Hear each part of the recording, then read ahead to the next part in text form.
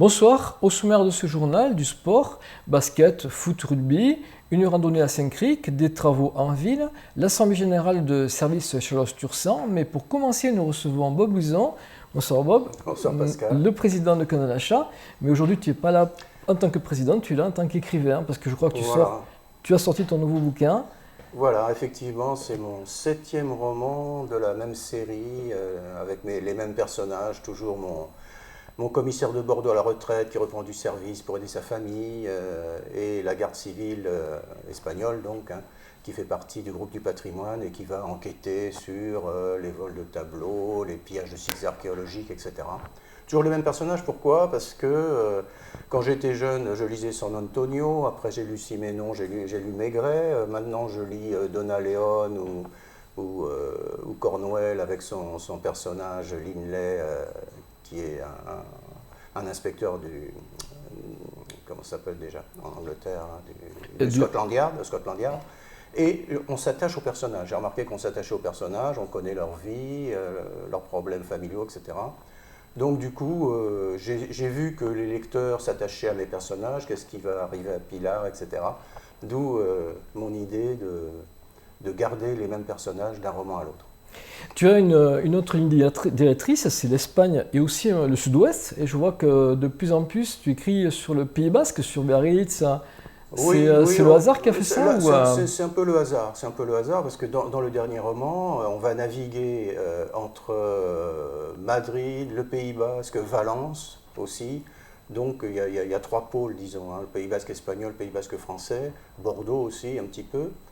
Et il y a aussi un élément important dans ce roman, c'est qu'un des personnages, sa famille est issue des Russes blancs. Donc je commence mon roman au début du XXe siècle. Alors quand j'ai écrit sur les Russes blancs, je ne voulais pas écrire de bêtises.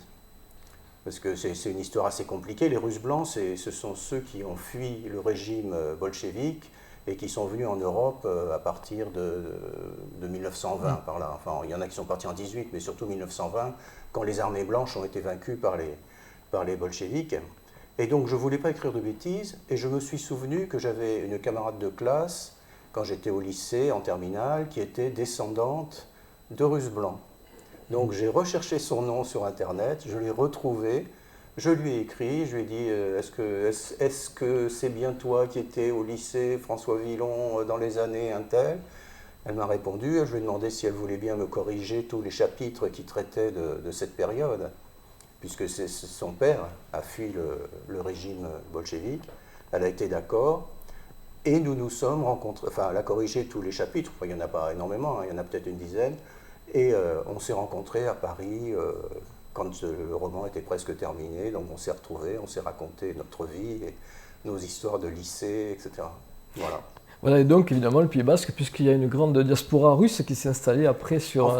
Oui, enfin là je ne veux pas rentrer dans les détails parce que ce serait un peu déflorer l'histoire. Voilà. Mais le personnage, oui, l'un des personnages principaux de l'histoire est un descendant de Russes blancs. Mais ça se passe à l'époque actuelle, bien entendu. En tous les cas, moi je suis en train de le dévorer. C'est vraiment la qualité, on sent vraiment la qualité. L'imagination, ça te vient comment? Comment tu peux avoir des idées pour écrire comme ça? C'est dans ton passé, comme tu viens de le dire, ou tu lis oui, franchement, je sais pas, parce que je lis un article de journal où je vois une émission historique et puis ça fait tilt. Je me dis tiens, ça c'est intéressant, comment on pourrait le traiter? Par exemple, je fais aussi des romans jeunesse. Là, je viens de terminer le 3e roman jeunesse. Et je me souviens qu'il y a eu, il y a quelques années, le père d'un joueur de tennis qui avait drogué l'adversaire de son fils de façon à ce qu'il gagne. Et c'est à partir de ce fait réel que j'ai construit toute la trame du roman jeunesse que je viens de terminer. Voilà, tu t'inspires un petit peu de la vie réelle. Voilà, des anecdotes, de l'histoire. Là, tes personnages évoluent, ils vont encore évoluer sur les prochains, tu vas continuer la série, je pense. Si j'ai le courage, oui, parce que c'est déjà le 7e, mais enfin bon, comme à chaque fois que je fais un salon du livre, il y a mes lecteurs, enfin ceux qui aiment bien mes romans, il y en a qui n'aiment pas, bien entendu, c'est normal. Ceux qui aiment bien, ils me disent alors, qu'est-ce qui va arriver à Pilar et Bernard et tout ça. Ils connaissent les personnages, ils s'y sont attachés, à ce que je disais au début. Et donc, si je peux, je continuerai. Ouais. Donc, Mémoires amères, c'est le titre du livre. Quand est-ce que tes lecteurs vont pouvoir le découvrir? Tu vas faire une dédicace? Oui, donc ce sera samedi 28, de 10h à midi, à la librairie Laffitte. Ok, merci Bob. Merci à toi Pascal. Vendredi soir, c'était l'Assemblée Générale de Service Chalosse-Tursan.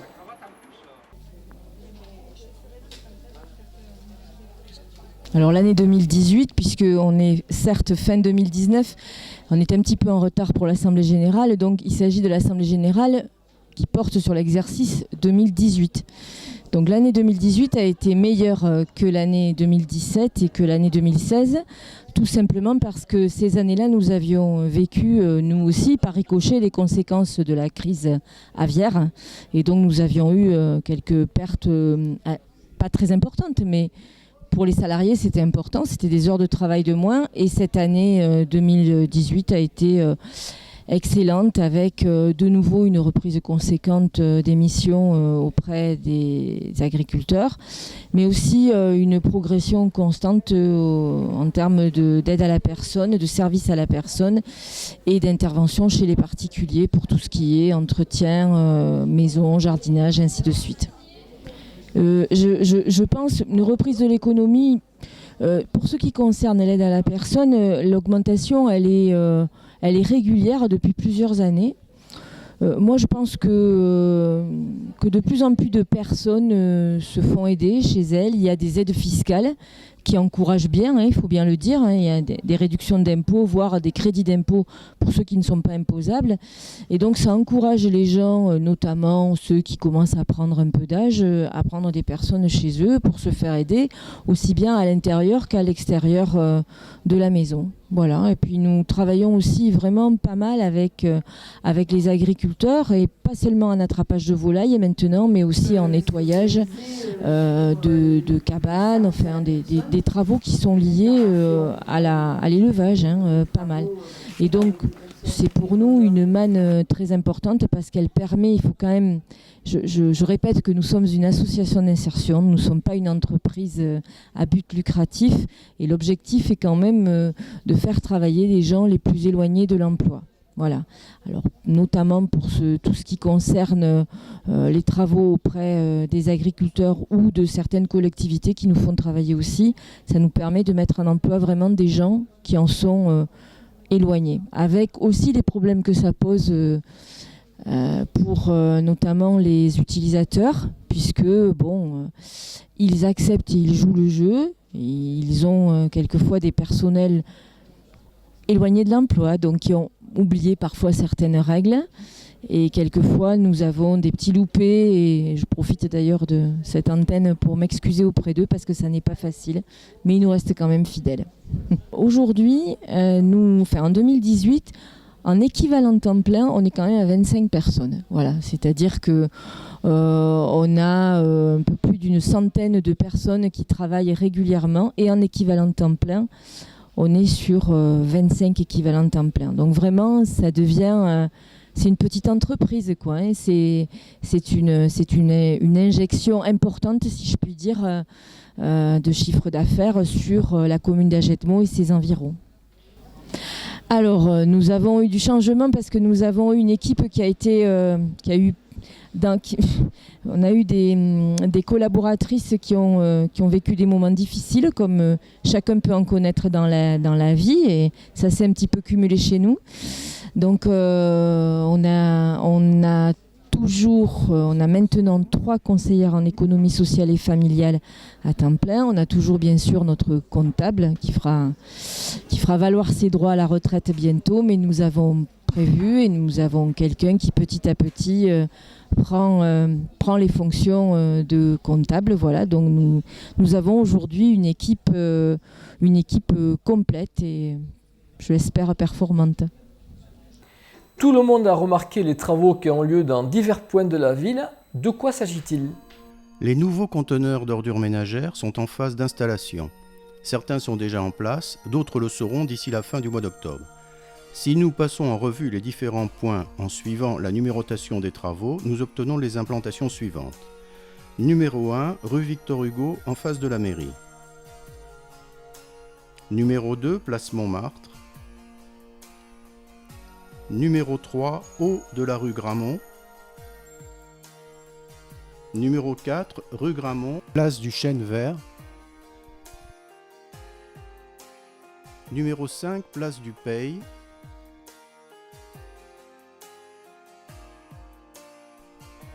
Numéro 6, rue d'Albret, derrière la Banque Populaire. Numéro 7, place Pascal Duprat. Numéro 8, rue Carnot. Numéro 11, place de la République. Numéro 12, rue Gambetta. Numéro 13, rue des Jardins.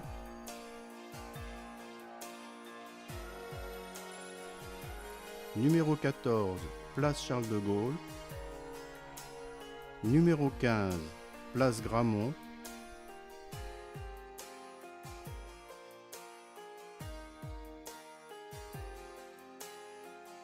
Numéro 16, place de Tordesillas. Et le 17 en bas de la Côte des Oiseaux.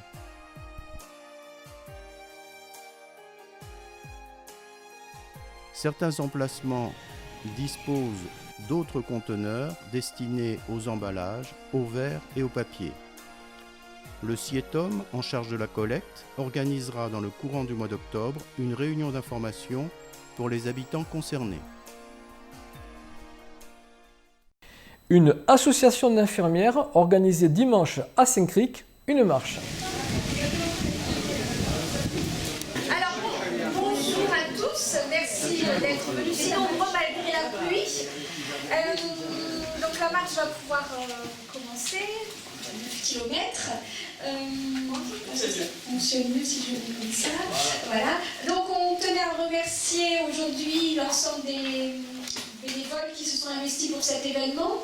Donc la marche n'aurait pu avoir lieu sans la participation de l'association Lascade Saint-Cricq-Chalosse qui nous a soutenus dans ce projet et qui s'est proposé d'organiser toute la marche.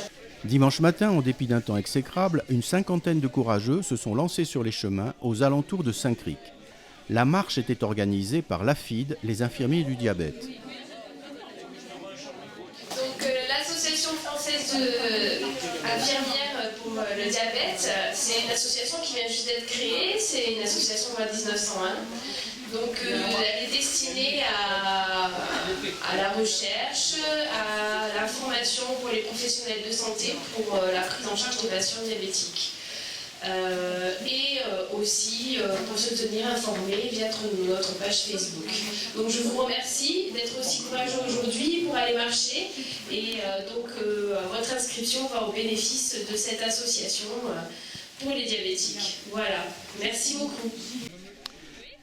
Une des caractéristiques de cette marche consistait en un test servant à déterminer le taux de sucre de chaque participant avant le départ. Puis au retour, un nouveau test permettant de comparer et de voir les éventuels bienfaits de l'exercice physique après les 9 km qui étaient proposés aux randonneurs. Bien entendu, les points de ravitaillement ne servaient que de l'eau. Mais un repas pour une centaine de personnes était organisé à l'issue de cette randonnée. Comme vous pouvez le constater sur les tableaux à l'écran, le taux de glycémie diminue de façon spectaculaire de pratiquement un tiers chez certains participants.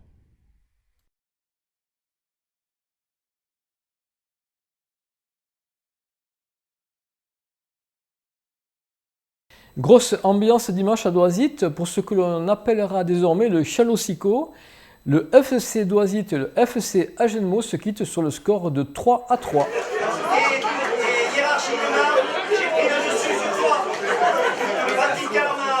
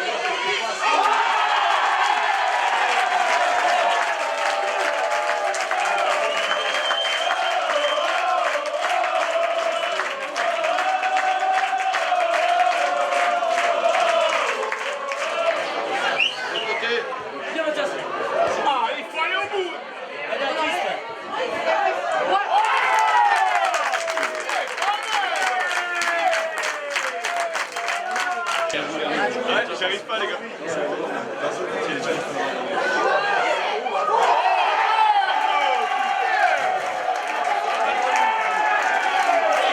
On fait ce qu'il faut jusqu'à la 60e. On a mené 2-0 en première mi-temps, on a mené 3-1, voilà, on a tout en main. Et on a des lacunes dont on parle et la peur de gagner. Voilà, on pense que ça va nous échapper alors qu'on l'a. Et c'est là qu'on déjoue, on recule, on laisse la balle à l'adversaire. Et du coup, un adversaire de qualité, mais ça on le savait, on n'est pas surpris, et qui nous a mis à mal avec le ballon. Et voilà, et on subit et ils finissent par revenir dans le match.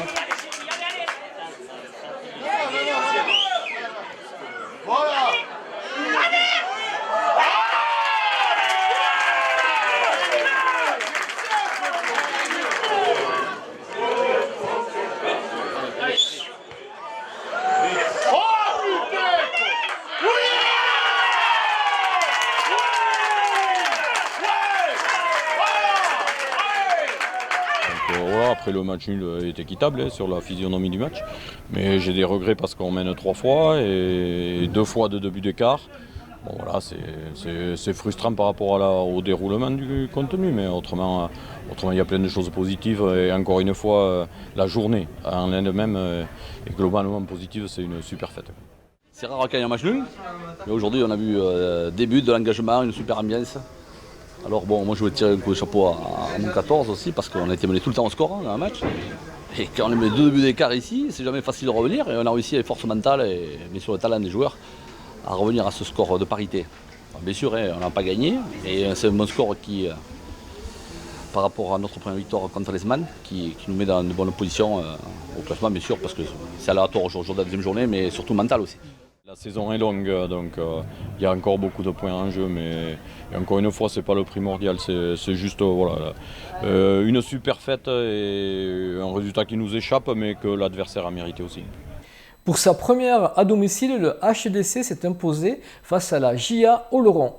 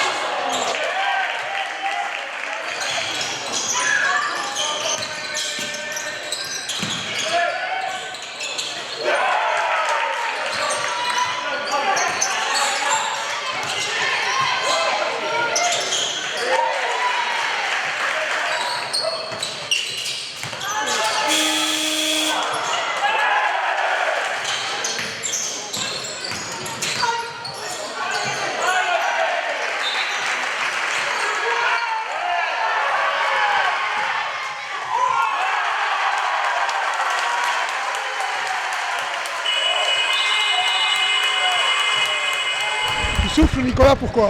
Ouais, écoute, parce que soulagé, parce que j'appréhendais cette rencontre. Je connais les valeurs de combat, de cœur qu'a cette équipe d'Oloron. Nous, on n'est pas forcément au mieux. Voilà, c'est les aléas du sport, mais la blessure de Loïc a fait que la prépa était un peu, en dents de scie. On sortait d'un match à Toulouse où on n'a pas commencé la compétition. Cette semaine d'entraînement a été plutôt moyennasse. Donc ouais, j'appréhendais vraiment ce match-là parce qu'Oloron, belle équipe. Mais voilà, après un premier quart-temps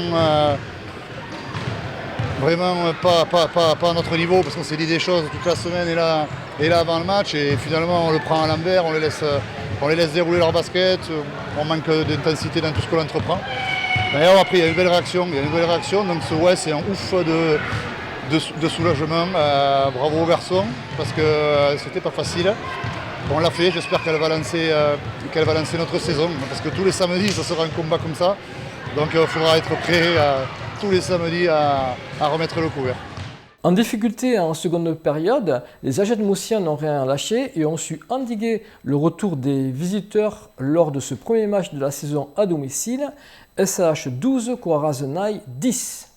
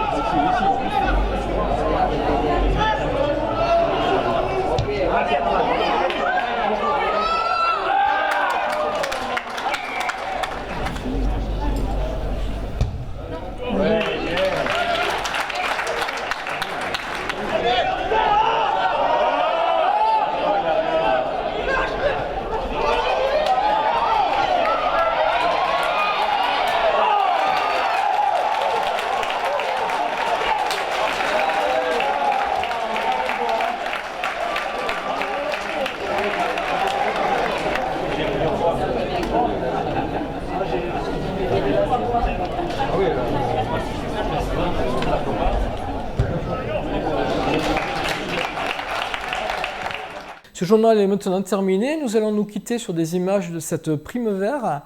Alors on dit qu'une hirondelle ne fait pas le printemps, mais une Primevère. Et oui, en effet, elle a fleuri le 20 septembre. C'est une de nos reporters qui l'a surprise. Est-ce qu'elle refleurira au printemps? On ne sait pas, on verra bien. En tous les cas, merci beaucoup de votre attention. Pensez au pouce bleu, pensez à partager. À la semaine prochaine.